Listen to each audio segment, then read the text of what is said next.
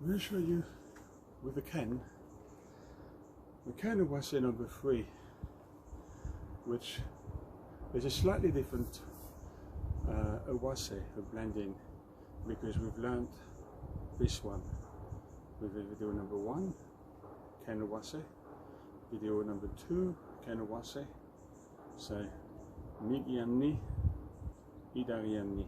The third one is with Migianni, but this way. It's a different application. Now, what's really important is the thrust is done with the hips and it's not done with the arms, and that is the point I want to make. Is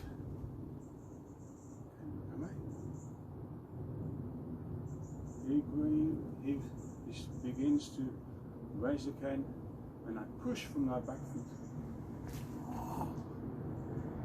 That is the thrust. When he cuts down, because it's already game over, but we do a blending as he cuts down. Okay, we'll do this and then cut. So as he cuts down from this stage, is I change the angle of the blade and I bring the blade up and I pull my body this way.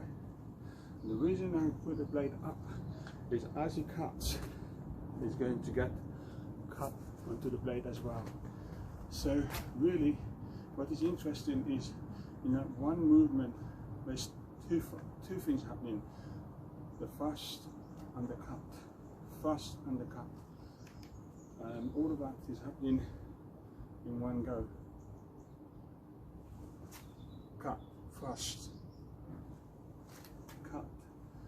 And obviously the feeling is to step off line, but not to step off line too much, because you're going back to wanting to be in a comfortable zone. Step way offline before he gets me. Giving him that feeling he can get you when you got him before, and you slightly step offline. And as he cuts, you can step slightly more offline. So you kind of work your way around offline and more offline, as opposed to big offline and then back. And that's not right. What you don't want to do as well is a very common mistake. Unfortunately, I see that a lot, is we tend to bring the can back and then thrust. There's no power. The thrust is never done like this. In fact, the thrust is done narrowing the hip left and then thrust forward. So you really don't have this mechanism of bringing the can back and then forward. It doesn't make sense. If you think about it, you're withdrawing, he has a time to cut. You don't withdraw. The best you can do is you lower the left hip and then thrust straight in. Is that feeling? That's the feeling. There. And then back. I think that's very important. Keep the hammy correct. So you thrust, the hammy is still on. You don't want to do a thrust like this.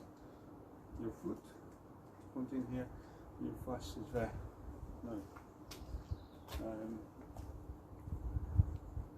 Can look at me. Thrust. There. Pull back. Still in a strong hammy. Right here. So you kind of feel a bit strange at the beginning. You thrust, and then you twist, because that hand is twisted, but it's done for a reason, to allow the blade up.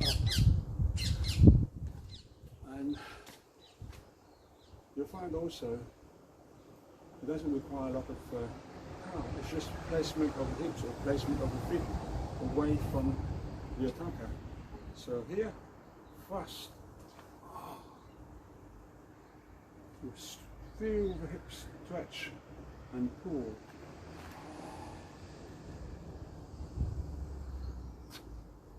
But not pull, is pull from the hips. So here, thrust, pull.